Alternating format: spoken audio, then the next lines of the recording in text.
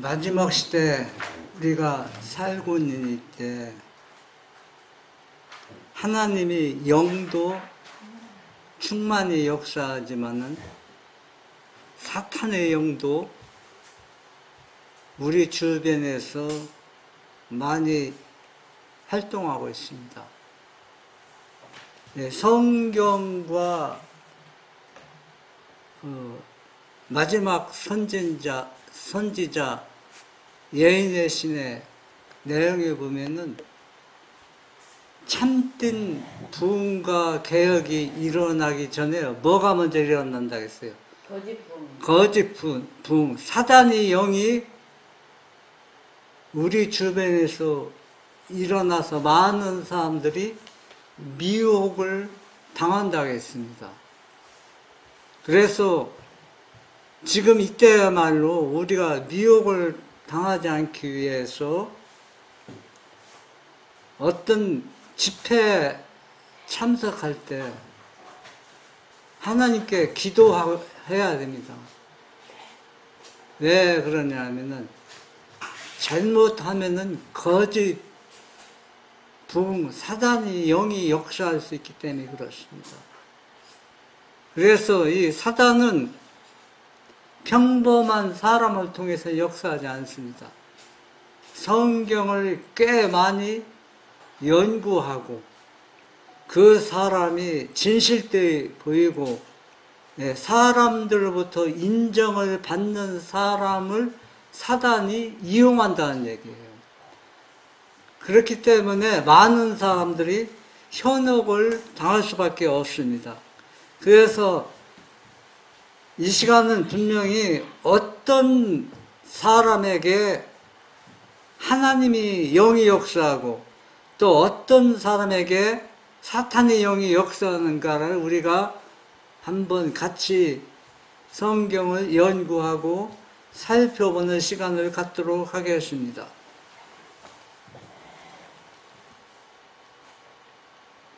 요한일서 4장 1절 2절 말씀입니다.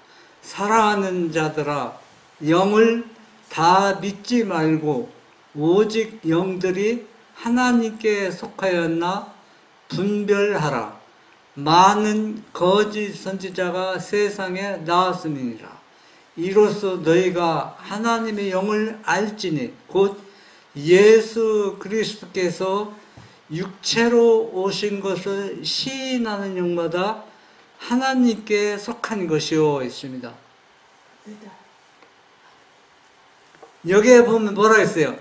하나님께 속한 영은 어떤 사람에게 임하느냐면 예수님이 인성호 육체로 이 땅에 오셨을 때 그분의 육체가 우리의 육체와 본성이 같다고 믿는 사람들에게 누가 역사한다?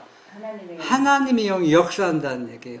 이걸 믿지 않는 사람은 그 사람이 아무리 신실하고 성경을 아무리 연구하고 기도를 아무리 많이 할지라도 이걸 믿지 않으면 하나님의 영이 역사하지 않아요. 그러면 하나님의 영이 역사하지 않으면 누가 역사한다는 얘기입니까?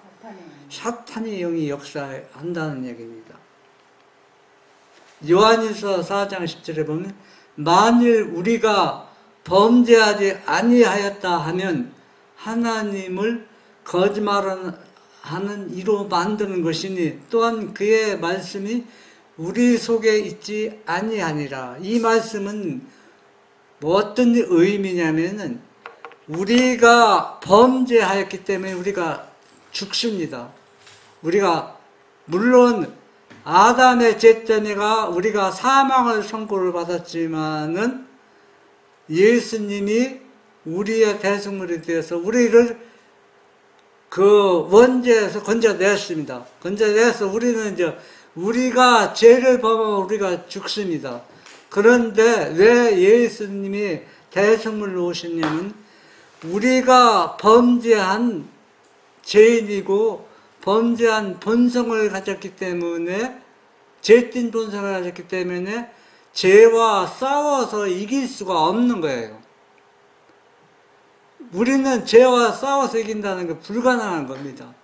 그래서 이것을 우리에게 예수님의 믿음을 심어주기 위해서 예수님이 아담이 타락한 후에 본성을 가지고 오셔서 우리와 똑같은 몸으로 가지고 오셔서 죄와 싸워서 이긴 그 믿음을 그 의를 우리에게 나눠준다는 얘기입니다.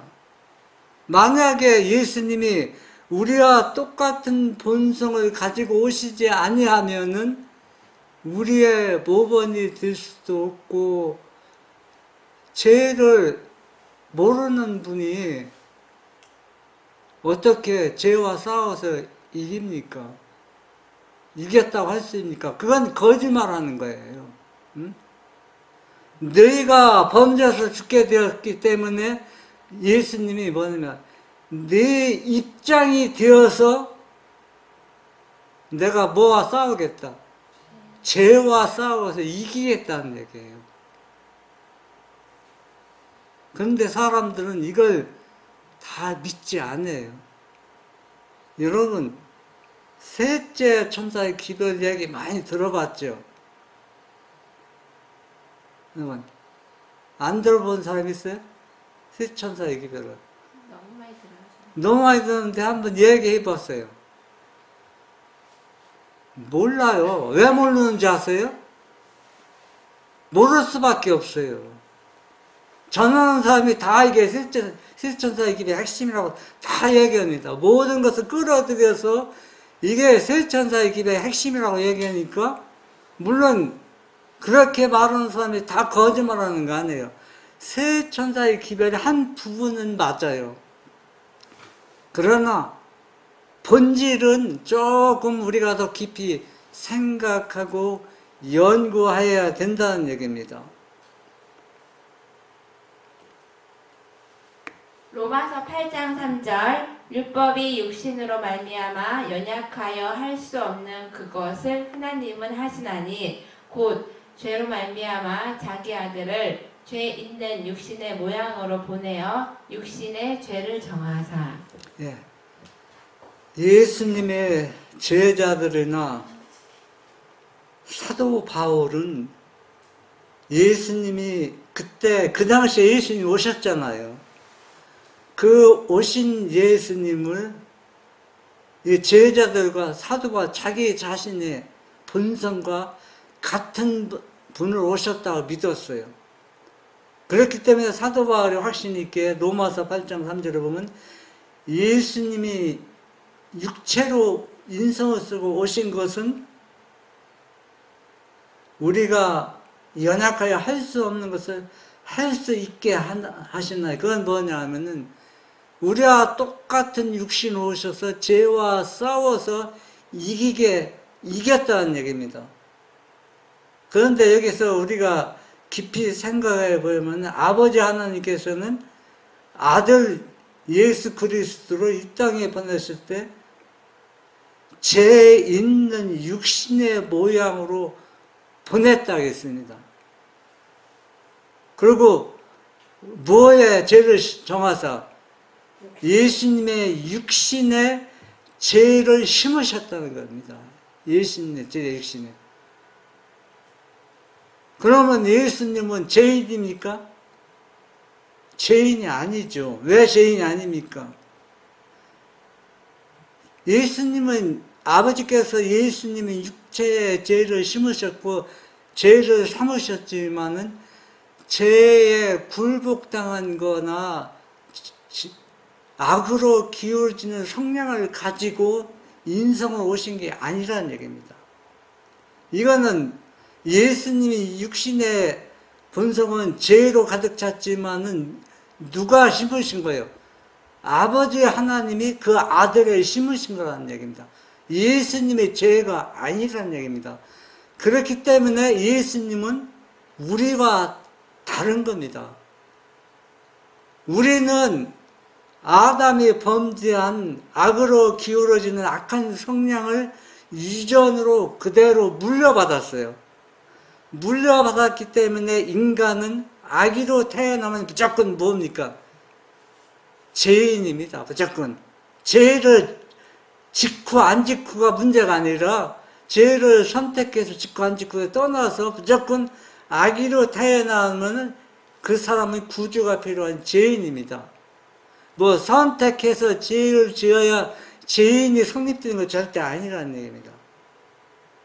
그런데 예수님은 이 땅에 아기로 오셨을 때 죄의 유전을 받은 게 아니라는 얘기입니다. 그러면 왜 예수님은 타락한 본성을 입으셨어요? 아버지께서 아들의 몸에 그걸 다 심으셨다는 얘기예요. 사람의 타락한 본성을 그 본성을 심은 게 아니라 죄 자체를 심은 겁니다. 그렇기 때문에 예수님은 우리처럼 죄가 있는 자신이 범죄한 죄인이 아니라는 얘기예요.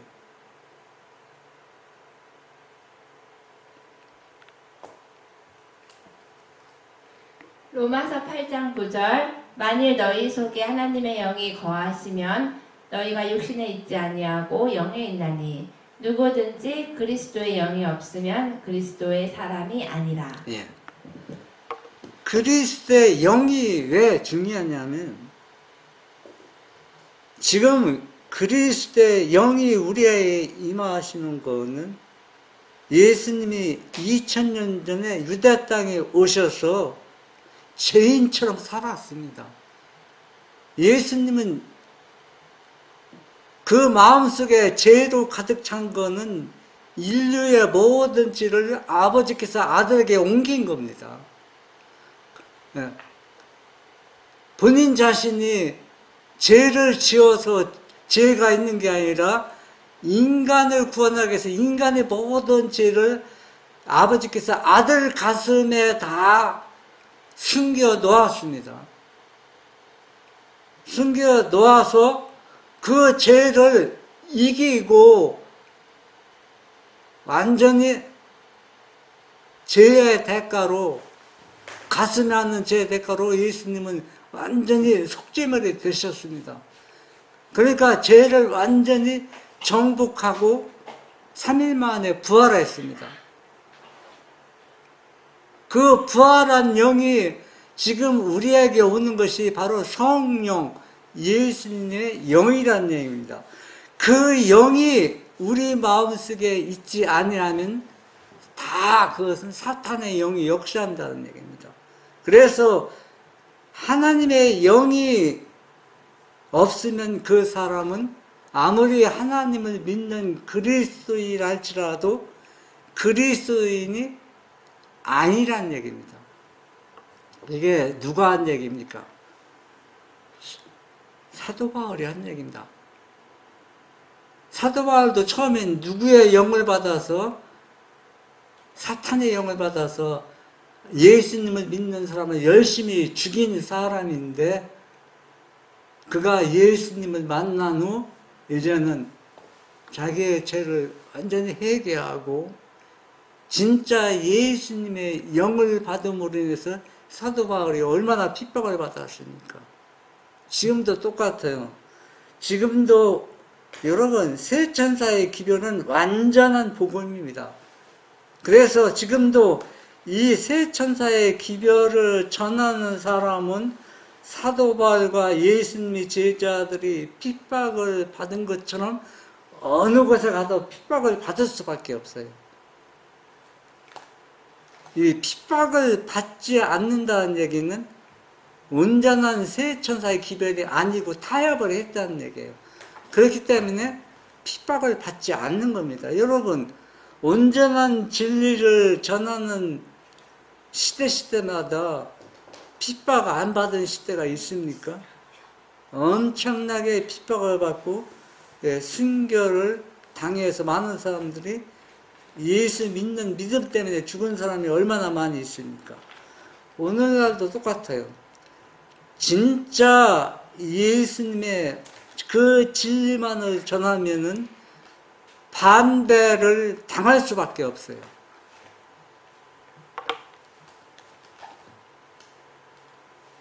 실물교훈 251 누구든지 그리스도의 영이 없으면 그리스도의 사람이 아니라 그러한 사람은 하나님께로부터 멀리 떠나 영원히 하나님과 분리되고 만다.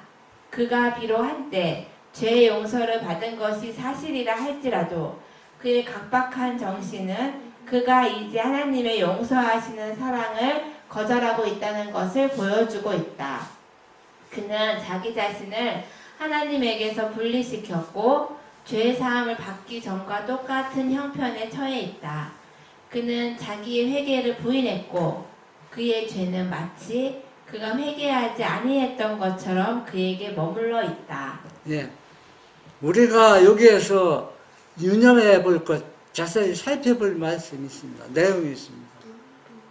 여러분, 나 자신이나 여러분이나 진정으로 죄를 미워하고 회개한 경험이 다 있습니다. 그래서 간증도 합니다. 내가 이렇게 해서 진정으로 회개하고 거듭난 경험을 했다고. 그런데 문제가 심각하게 지금 우리에게 다가오고 있습니다. 이러한 진정한 회개의 경험을 한 사람이 지금은 어떤 상태에 놓여 있느냐 하면은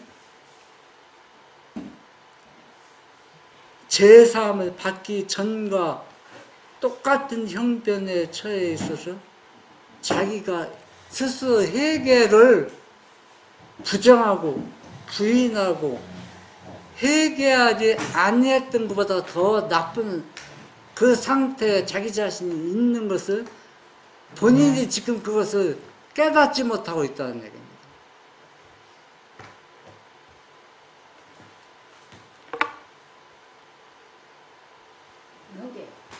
요한이서 1장 7절 미혹하는 자가 세상에 많이 나왔나니 이는 예수 그리스도께서 육체로 오심을 부인하는 자라.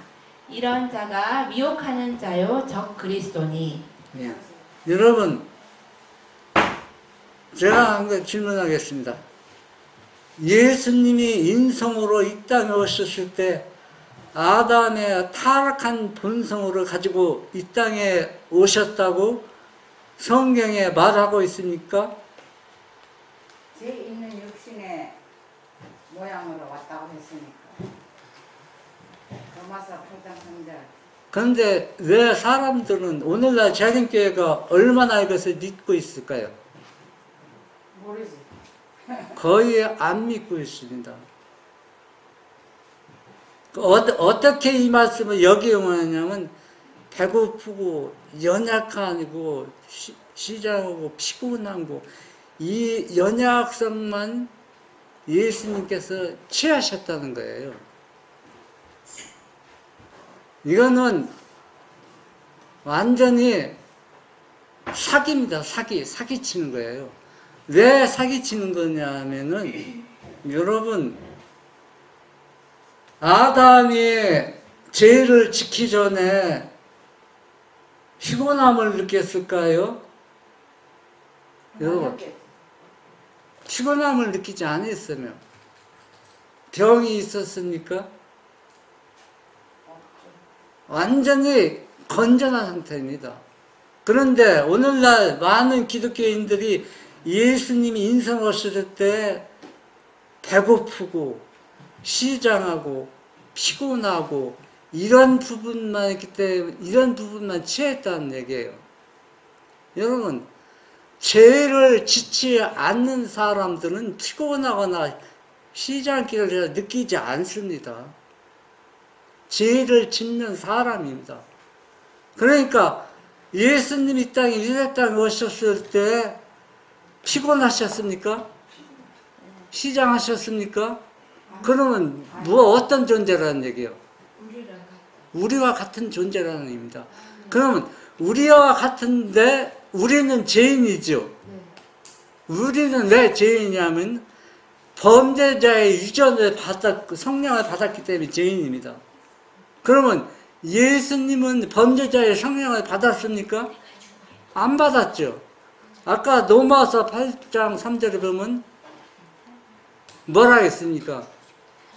죄 있는 육신으로 이 땅에 오셨다 했습니다. 그리고 육신으로 죄를 정하셨다 했습니다. 이 얘기 무슨 얘기냐면 아버지께서 아기로 이 땅에 예수님 오실 때 그 아기의 마음에 뭘 심었다는 겁니다. 죄를 심었다는 얘기야. 그러면 아버지 하나님이 죄가 있으신 분입니까? 없기 때문에 유전을 받아서 예수님이 타락한 본성을 취한 게 아니라는 얘기입니다. 우리는 유전을 통해서 타락한 본성을 받았기 때문에 죄인인데 예수님은 아버지가 아들의 그 육체에 심었기 때문에 죄인이 될 수가 없어요. 거룩한 자입니다. 그런데 오늘날 기독교에서는 그렇게 성경을 이해하지 않고 있어요. 여러분, 이걸 바르게 이해하지 못하면은 진짜 회개가 이루어질 수도 없고 늦은이 성령을 못 받습니다. 이걸 얘기하지 않으면 세 천사의 기별을 완전히 이해하는 게 아니에요. 여러분, 제레미 세 천사의 기별입니까? 제레미 여러분 구원해 줍니까? 아니죠. 그러면 완전한 세 천사의 기별은 아니라는 얘기예요. 한 부분이라는 얘기예요. 여러분, 한 부분 가지고 우리가 구원하는 게 절대 아니에요. 여러분, 우리가 그걸 이해해야 합니다. 예언이 중요합니까? 중요하죠. 예언이 우리를 구원해 줍니까? 그것도 세 천사의 기별의 한 부분이라는 부분인데, 그게 세 천사의 기별처럼 확대해서 얘기하는 건 샤임이에요. 거짓말하는 게. 여러분, 우리를 구원시키는 것은 재림도 아니고 예언도 아니고 예수님의 속죄물입니다. 그걸 믿음으로 받아들이면은 그걸 더 깊이 연구하는데 재림이 포함되고 예언이 포함되는 것이지, 그게 세 천사의 기별의 핵심이 아니라는 얘기입니다. 한 부분이라는 얘기예요.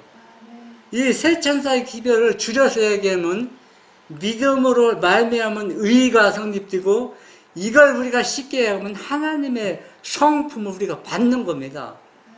이게 우리를 구원해 준다는 얘기입니다.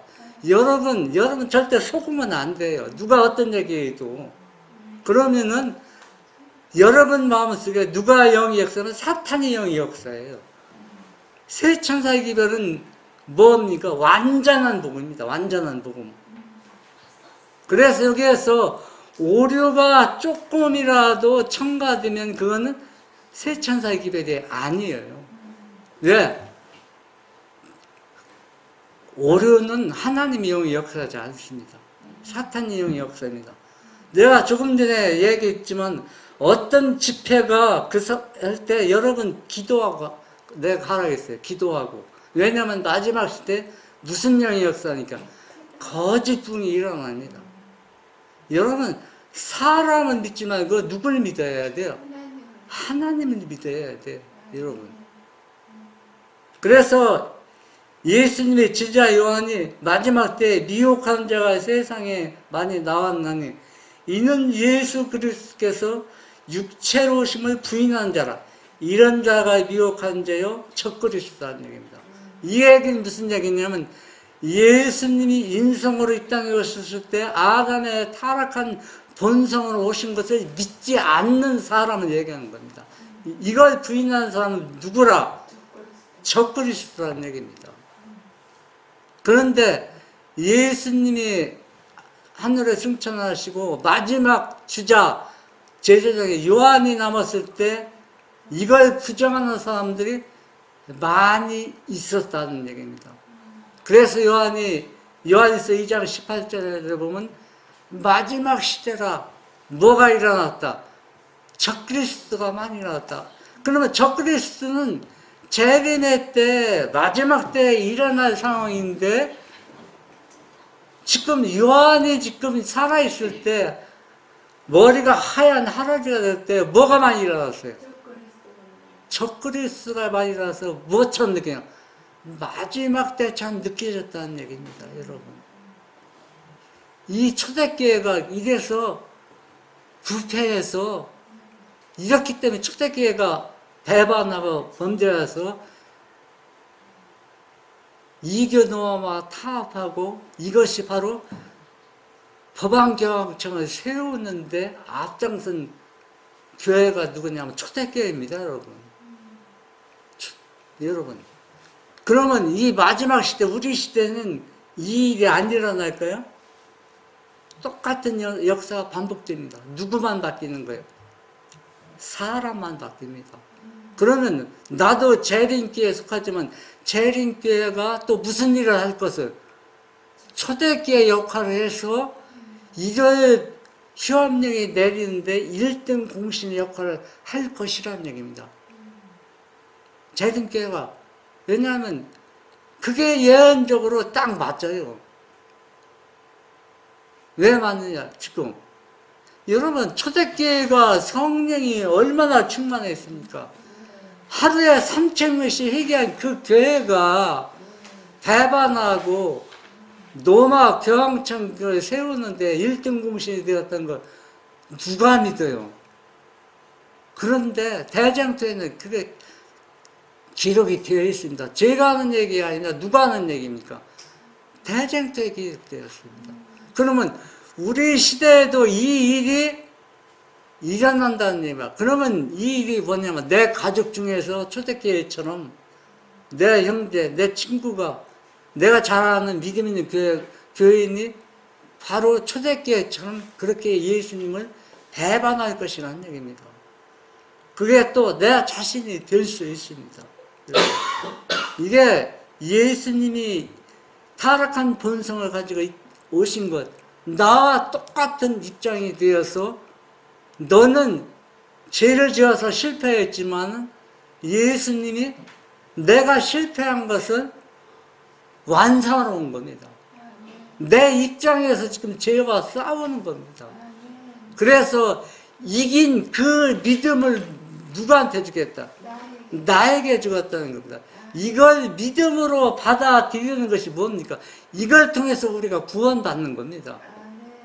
여러분 제가 거짓말하고 있습니까? 아니지 않습니까? 예. 아멘. 시대의 소망 116. 하늘의 사령관이신 예수께서도 사람의 심령을 당신의 나라로 이끄시는데 장애가 없지 않았다. 그가 베들레헴에서 어린아이로 태어났을 때부터 그는 마귀로부터 끊임없이 맹공격을 받았다. 하나님의 형상이 그리스도 안에 나타났으므로 사탄의 회의들에서는 예수를 정복하기로 결정했다. 이 세상에 태어난 사람으로서 이 기만자의 세력에서 벗어난 자는 아직까지 한 사람도 없었다. 악의 동맹군들은 예수를 대적하여 싸우기 위해 그를 따라다녔으며 가능하면 그를 정복하려고 하였다. 예, 여러분 이 구속의 경륜은 우리가 연구하면 할수록 얼마나 무궁무진한지 저는 지금 다른 각도로 지금 얘기하고 있습니다. 어떻게 하면요, 여러분 아기가 누굽니까? 아버지의 아들입니다. 이 아들은 귀한 겁니까? 귀하신 분이 아닙니까? 귀한 분인지 이 어린 아기에게 무엇을 심었어요? 내 죄를 다 심었어요. 타락한 본성을 취했다는 얘기는 예수님은 죄인이 아니지만 죄인처럼 취급받도록 그렇게 살도록 모든 죄를 내 죄를 거기 심었다는 얘기입니다. 그러면 죄를 심었으면 이 아기가 뭐와 싸워야 돼요? 죄와 싸우는 모습을 한번 부모가 보세요. 부모 입장에서 얼마나 애처롭습니까? 안 그렇습니까? 여러분이 한번 생각해 보세요. 여러분 자녀가 아기가 한 달 되었을 때 그 험난한 사람들 사는 아주 거기에는 범죄자 소굴에서 집어넣으면은 부모가 애가 탑니까? 애가 안 탑니까? 얼마나 애가 탔습니까? 하나님이 그런 심정으로 아들 예수를 이 땅에 아기로 보냈습니다. 육체로 오심을 부인하는 그걸 부정하는 겁니다. 아니라는 겁니다. 부정하고 예수님은 우리와 다른 본성을 가지고 왔다는 얘기입니다. 그러면 이게 누가 역사하는 겁니까? 하나님의 영이 역사합니까? 사탄의 영이 역사하는가? 한번 생각해 보세요.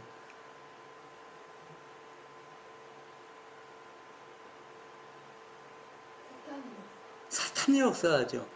예수님은 우리와 똑같은 입장으로 왔는데 그걸 아니라고 하잖아요. 그래서 만약에 지금은 많은 기독교인들이 만약에 예수님이 우리와 똑같은 육체로 오셨으면 예수님은 죄인이기 때문에 뭐가 될 수 없다. 속죄물이 될 수 없다는 얘기입니다. 그런데 사람들이 이거 성경을 완전히 잘못 이해하고 있습니다.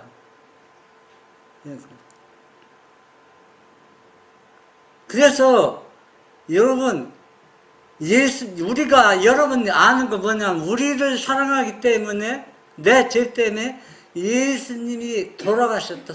그 정도만 우리가 알고 있어요.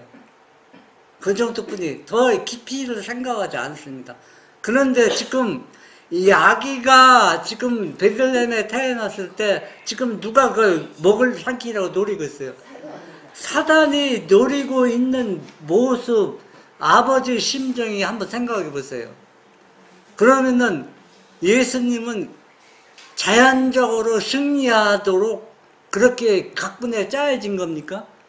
아니잖아요. 예수님도 죄를 굴복당할 수 있다고 분명히 이야기했습니다. 그거 아니면 하나님께서 거짓말하는 것이죠. 그러면 굴복당할 수 있다는 얘기는 아버지 하나님이 아들에게 우리의 죄를 심어주면서 걱정이 됩니까? 안 됩니까? 얼마나 애타는 모습입니까? 그 모습으로 여러분 한번 죄인처럼 예수님이 한 해 두 해 사는 게 아니라 33년 동안 인간과 이렇게 살았습니다. 그 모습을 생각해 보세요. 뭘 나눠주겠어? 죄와 싸워서 이긴 믿음을 나에게 주기 위해서 예수님이 그렇게 많은 시간을 할애해서 구속의 경륜을 이뤘다는 얘기예요. 단번에 십자가에 달려서 속죄물이 된 게 아니라는 얘기입니다.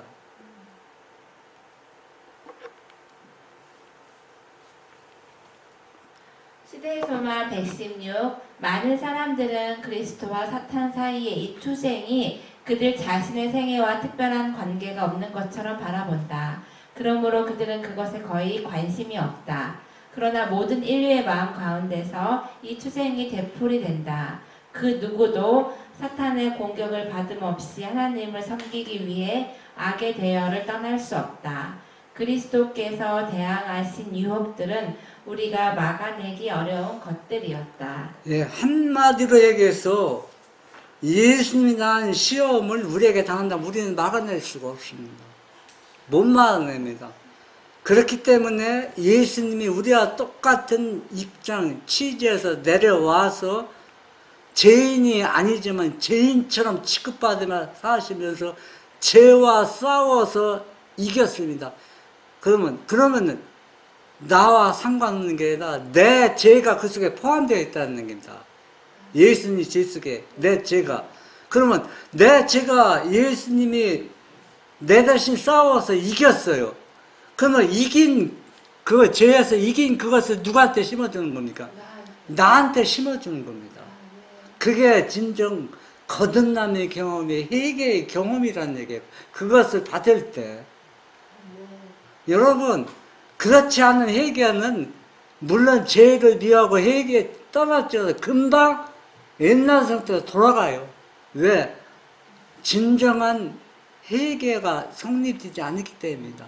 진정한 회개, 진정한 거듭은 그리스도의 아버지의 사랑을 충분히 이해하지 못하고 받지 못하면은 죄에서 떠날 수가 없어요. 임신은 떠날 수 있어요. 그러나 금방 옛날 길로 돌아설 수밖에 없어요. 그래서 여러분 회개가 성립되려면 분명히 아버지의 사랑에 우리 푹 빠져 젖어봐야 돼요. 사랑에. 그러면 여러분 아무리 미워하는 사람도 내가 사랑하면 그 사람은 어떻게 됩니까? 미워집니까? 안 미워져요. 사랑도 경험하지 않는데 어떻게 죄에서 돌아설 수 있습니까? 절대로 불가능한 일입니다, 여러분. 그래서 세 천사의 기별을 받아들인 사람은 첫째와 둘째 천사 경험을 받아들이지 않고 세 천사의 기별을 받아들인 사람이 있다고 분명히 얘기했죠. 그 사람은 어디에 들어가서 뭐 한다고 했어요? 첫째와 둘째 천사의 경험을 받아들인 사람으로부터 배운다고 했어요. 그러면 첫째와 둘째 천사의 기별은 뭐냐? 지금 내가 얘기한 것처럼 진정한 우리를 사랑하는 아버지와 아들의 희생과 사랑을 내가 올바르게 그 받아들이는 겁니다. 그러면 그 거듭남이 세 천사 기별을 먼저 받은 사람은 그 경험 속에 들어간다는 얘기입니다. 여러분 그렇지 않으면은 우리가 세 천사의 기별을 완전히 이해하는 게 아니에요. 여러분 세 천사의 기별을 완전히 이해한다는 얘기는 우리가 죄에서 완전히 떠나고 그분의 사랑 때문에 죄가 미워지는 겁니다. 그렇잖아요. 그러면은 내 모습에서 모세가 시내산에서 40일 동안 아버지와 예수님과 교통하셨을 때 얼굴에서 빛는 것처럼 이 세 천사의 기별을 완전히 이해하고 받아들인 사람은 예수님의 품성이 내 몸에서 내 생활에서 나와요. 주위 사람들에게 볼 수가 있습니다. 이것이 진정한 세 천사의 기별을 이해하고 받아들인 사람의 모습이라는 얘기예요. 교리적으로 아무리 말하고 교리적으로 아무리 하면 나에게 유익이 없어요. 그렇잖아요. 교리가 나를 구원해 주는 게 아닙니다. 성경 지식이 나를 구원해 주는 게 아닙니다. 너는 진정한 순종, 그 예수님의 믿음을 내가 받아야 돼요.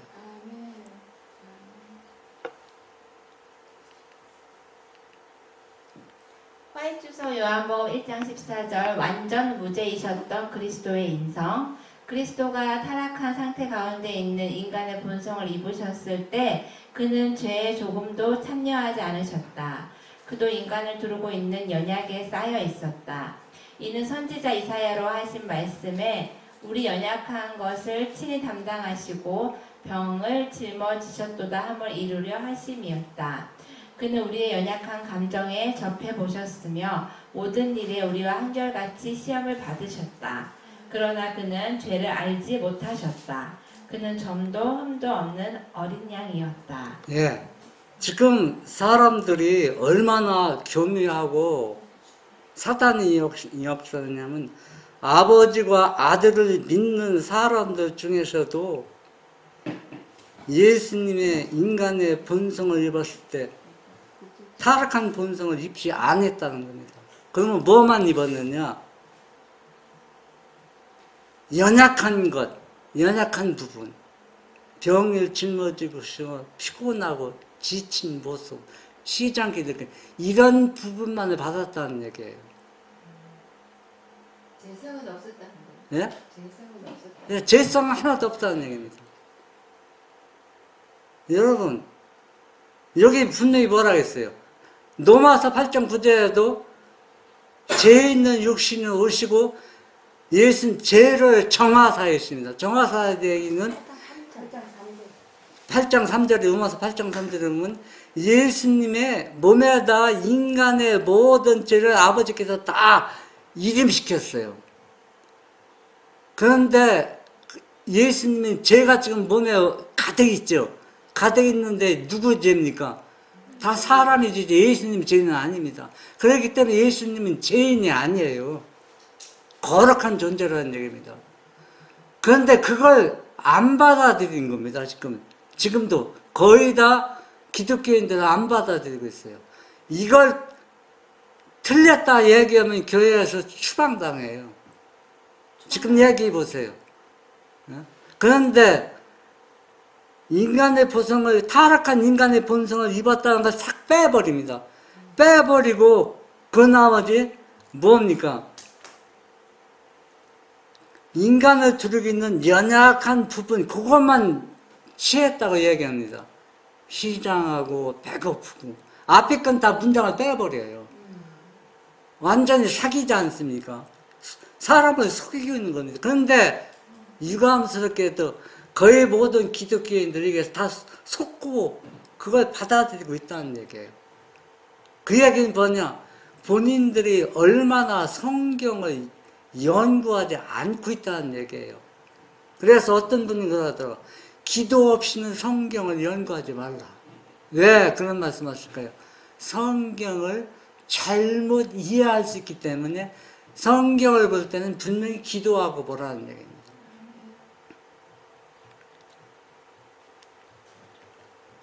사탄이 그리스도를 유혹해서 가장 작은 죄라도 죄에 빠뜨릴 수 있었더라면 사탄은 그리스도의 머리를 상하게 하였을 것이다. 그러나 그는 그분의 발꿈치를 상하게 하였을 뿐이었다. 그리스도의 머리에 상처를 받았다면 인류의 희망은 사라졌을 것이다. 하나님의 진노가 아담에게 내려졌던 것과 같이 그리스도 위에도 내려졌을 것이다. 그리스도와 그의 교회는 아무 소망이 없었을 것이다. 지금 내가 자꾸 성경을 연구하라 왜 연구하느냐면 하나님의 말씀을 선포하는 사람들이 이 구속의 경륜은 이걸 깊이 연구하면 하도 시간이 없는데 별로 중요하지 않은데 온 장르를 다 쏟아. 그것도 우리가 연구할 필요성이 있어요. 그런데 여기서 제가 말씀드리는 것은 아마 여러분이 처음 들을지도 몰라요. 만약에 예수님이 타락한 본성을 취하지 아니했다면은 어떻게 되냐면 예수님은 속죄물을 부정하는 게 돼요. 속죄물을 부정하는 게 된다. 왜 부정하는 게 됩니까? 그걸 설명할 수 있습니까? 왜 부정하는 게 돼요? 예수님이 타락한 본성을 취하지 않았다면 왜 속죄물이 부정하는 것이 되느냐는 겁니까? 본성을 입으셔야지 우리의 속죄물이 될 수 있지. 여러분, 한번 지금 많은 사람이 생각한 것처럼 예수님은 우리처럼 타락한 본성을 가지고 있지 않아요. 본성을 가지고 있지 않아요. 그러면 거룩한 자입니다. 거룩한 자입니다. 이랬던 저랬던 거룩한 자예요. 그분 그렇잖아. 본성을 입었다는 거룩한 자입니다. 그런데 예수님은 병을 우리의 죄를 짊어졌다. 아버지께 심었다는 얘기는 타락한 본성을 취했다는 그 표현, 그게 그 표현입니다.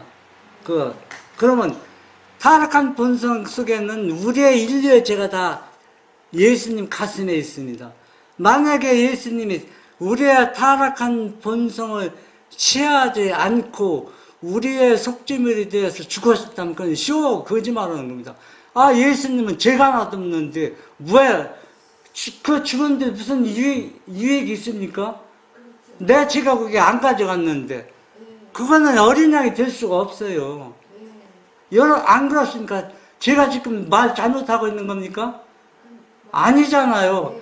타락한 본성이라는 얘기는 인류의 죄를, 내 죄를 가지고 있다는 얘기예요. 그러면 예수님이 타락한 본성을 취하지 않았으면 그 속에 누구 죄가 없어요? 내 죄가 없어요. 그런데 어떻게 속죄물이 될 수 있어요? 그런데 사람들은 사탄의 영에 다 속아 넘어가고 있다는 얘기예요. 그걸 다 부정하고 있으니 얼마나 지금 답답한 일입니까? 보통 답답한 일이 아니에요. 지금 교회에서 내놓으라는 사람들이 다 이 얘기를 안 해요. 누가 합니까? 왜? 이 얘기 하면은 교회에서 쫓겨나요. 왜? 이단, 여러분, 교회에서 만약에 삼위일체가 틀렸다고 부정하면 교회에서 가만히 있습니까? 뭐에 빠졌다고 합니까? 이설에 빠졌다고 합니다. 여러분, 지금 얼마나 심각한 상태에 있는데 이 둘째 천사의 기별은 이걸 완전히 폭로시키고 이걸 끌어내서 참 진리를 전하는 게 둘째 천사의 기별인데 지금 둘째 천사의 기별이 지금 엉뚱한 발로 다 흘러가고 있어요. 지금 다 엉뚱한 발로 흘러가고 있답니다. 그런데 언제 우리가 죄에서 회개받고 어떻게 늦은 비를 받을 수가 있습니까? 이런 상태에 있는데 안 그렇습니까, 여러분? 얼마나 심각한 상태에 있는지 모릅니다. 예수님께서 이 땅에 오셔서 십자가에 돌아가기 전에 성전을 정결한 게 몇 번 있습니까? 두 번 하게 한 것이 무슨 기별이라고요? 첫째와 둘째 사이 기별이라고 했습니다. 지금 이 기별이 예수님처럼 교회를 정결케 하고 내 성전을 정결케 하는 일이 곳곳에 일어나야 되는데 지금 일이 일어나고 있습니까? 안 일어나고 있는 건 아무리 세천사의 기별을 전한다 해도 잘못 전하고 있다는 얘기예요. 여러분. 여러분들 그걸 성경을 연구하세요. 연구하고 거기에 여러분이 속아서는 절대 안 됩니다. 우리는 그리스도의 인성에 완전히 아무 죄가 없었다는 점에 대하여 의심하지 말아야 한다.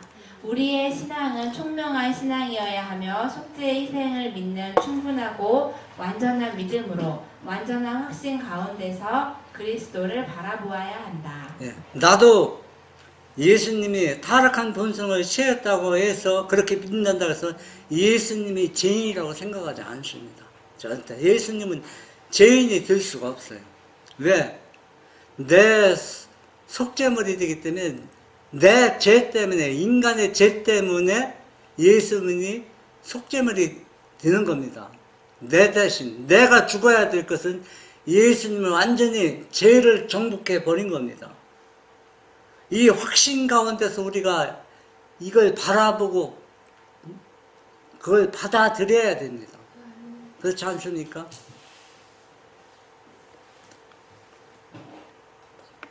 빌립보서 2장 6절에서 11절 그는 근본 하나님의 본체시나 하나님과 동등됨을 취할 것으로 여기지 아니하시고 오히려 자기를 비워 종의 형체를 가지사 사람들과 같이 되셨고 사람의 모양으로 나타나사 자기를 낮추시고 죽기까지 복종하셨으니 곧 십자가에 죽으심이라.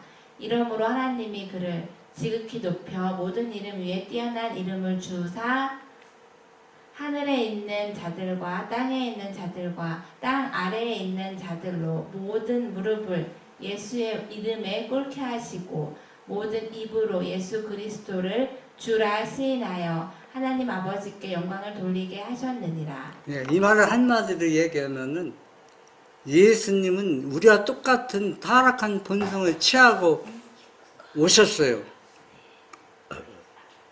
오셔서 이걸 시인하는 사람은 하나님께 영광을 돌리고 침묵을 지키는 사람들은 사단의 영이 역사하는 겁니다. 네, 종의 종으로 왔다는 얘기는 타락한 본성에 취했다는 의미잖아요. 성경에 이렇게 분명히 말했는데도 안 믿습니다. 여러분, 여러분이 이해가 됩니까? 왜 안 믿는 겁니까? 사단이 역사이기 때문에 안 믿는 거예요. 여러분, 사단의 영은 교묘하게 역사하는데 어떻게 역사하는지 아십니까? 나하고 가장 가까운 사람, 내가 존경하는 사람, 그분을 통해서 역사이기 때문에 내가 그게 유혹을 당하는 거예요. 나하고 친하지 않고 관계없으면 그 사람이 아무리 무슨 얘기해도 내가 그 유혹에 넘어갑니까? 절대 넘어가지 않습니다. 엘렌 G 화이트의 어떤 교인이 얘기했습니다. 선지자님, 우리 교회에서 지금 말씀을 전하는데 이 말씀이 이설, 어떤 사람은 이설이라고 하고 어떤 사람은 이설이 아니라고 하는데 이 선지자가 하는 얘기 볼 때 이 말이 이 사람이 하는 것 때 믿음도 있고 성경시도 박식하고 하나님 말씀 같은데 어떤 사람은 이거는 하나님께 온 말씀이 아니라고 했는데 이 선지자가 이것 좀 구분해 줄 수 없느냐고 이렇게 요청을 했어요. 간절하게. 그때 이 선지자는 계셨던 것 같습니다. 그거는 사단이 형 역사하는 거예요. 그런데 그 교인이 하도 사정해서 거기에 집회에 참석했어요. 참석해서 몇십 분 동안 들어봤어요. 들어봤는데 틀린 얘기는 하나도 없어요. 사단이 얼마나 영약합니까? 지금 누가 와 있어요? 선지자가 와 있는데 거짓말 할 수 있어요? 없지 않습니까? 사단이 얼마나 성경에 말해요. 근데 선지자가 나와서 그냥 갈 수 없잖아요. 그냥 갈 수 없는데 나와서 얘기 좀 해달라고 하는 거예요. 이 선지자가 뭐라 했냐면 내가 몇십 분 동안 들었지만 틀린 얘기는 하나도 없었다. 그러나 이 하나님이 영이 아니라 사탄이 영이 말하고 있다 얘기해요. 나와버렸습니다. 여러분 집회도 이런 똑같은 현상이 일어날 것입니다. 여러분. 기도하지 않고 하면은 사탄의 영의 역사에 여러분이 다 넘어갈 수밖에 없어요. 그래서 성경을 볼 때나 집회할 때 여러분 분명히 간절하게 기도하시면은 하나님의 뭐라고 음성을 주실 것입니다.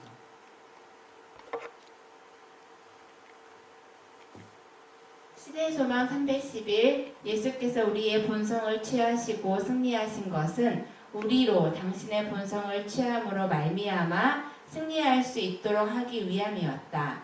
예수께서는 죄 있는 육신의 모양으로 오셨으나 죄 없는 생애를 사셨다. 예, 예수님은 왜 우리와 똑같은 본성을 취하는 걸 설명하고 있잖아요.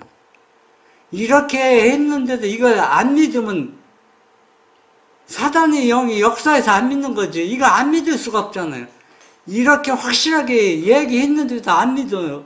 그러면 사단의 영이 역사한다는 얘기입니다. 제가 몇 번 얘기했지만 이렇게 집사하고 얘기한 맹인하고 집사했는데 이 사람은 성경을 100번 읽은 사람입니다. 100번. 읽은 사람인데 내가 그랬어요. 성경에는 안식일을 구별을 거룩히 지키라고 수백 번 나왔다. 나왔다. 그러니까 이 집사님이 뭐라고 했냐면, 나는 성경을 100번 봐서도 한 번도 못 봤다는 거예요. 한 번도 못. 그러면 이게 뭡니까? 안식일 문제가 나왔을 때는 사단이 그걸 가리워서 못 보게 하는 겁니다. 여러분, 말씀을 들을 때 여러분이 기도 없이 하면은 상대방이 잘못해도 사단이 가리워서 그 잘못을 깨닫지 못하게 하는 거예요. 그런데 여러분이 어떻게 그걸 깨달을 수가 있어요? 못 깨닫습니다, 여러분. 사단의 영은 교묘하게 역사해 있습니다. 그러면 마지막 시대에는 예수님이 재림이 가까우면 가까울수록 거짓 붕이 우리 주에 일어나면 여러분 불안합니다. 저 사람들은 뭐 받는 것 같고 뭐 하는데 그렇잖아요. 그러나 진짜 부흥이 일어나기 전에 먼저 거짓 부흥이 일어난다는 거 여러분이 먼저 생각해 봐야 돼요. 여러분. 조급하게 생각할 거 없습니다.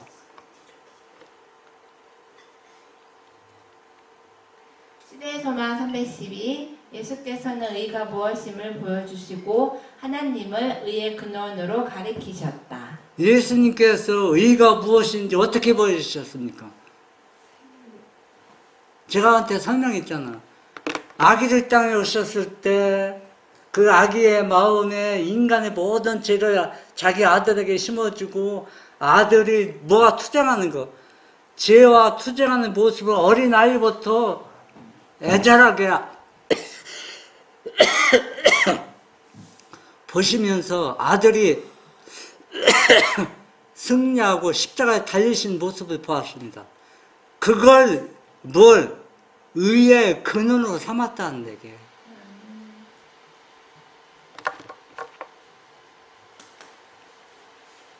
요한복음 1장 29절. 이튿날 요한이 예수께서 자기에게 나아오심을 보고 이르되 보라, 세상 죄를 지고 가는 하나님의 어린 양이로다. 예. 이 어린 양은, 예수님은 그 가슴속에 죄가 가득 차 있습니다. 가득 차 있어요. 타락한 본성을 취하지 않았으면 죄를 마음에 품었다면 완전히 거짓말하는 것이죠. 그렇잖아요. 사기치는 겁니다. 그러나 예수님, 하나님은 거짓말하는 게 아니에요. 인류의 타락한 본성을 취해서 온 인류의 죄를 다 가슴에 안고 죄와 싸워서 이겨서 완전한 속죄물이 되시고 죽으셨습니다. 죽어서 부활했습니다. 그러면 그 의가 성립되는 거예요. 그 의를 우리에게 나누어 주는 겁니다. 그래서 믿음으로 말미암는 의가 성립이 된다는 겁니다. 이걸 받아야 된다는 얘기예요. 그래야 우리 죄가 회개하고 완전히 죄에서 도말받고 늦은비 받고 재림을 선포하고 준비하고 모든 일이 이루어지는 겁니다. 여러분, 혹시 제가 바르게 이해하고 말씀드린다 할지라도 제 말 속에는 무슨 뜻인 말이 있을 수도 있어요. 잘못 전달된 말도 있을 수 있습니다. 그러나 본 취지는 그런 의미가 아니라는 걸 여러분 이해해 주시고, 오늘 안식을 통해서 예수님이 어떻게 죄와 싸워서 이겼는가, 그걸 우리가 더 연구해서 그 의를 다 받으시는 우리 모두가 되시기를 바랍니다.